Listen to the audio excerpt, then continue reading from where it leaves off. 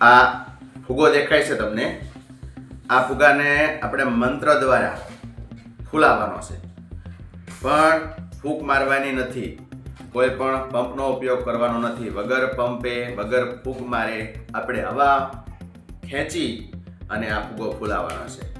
ચાલો ફૂલાવીએ. રેડી? ચાલો કરીએ ત્યારે.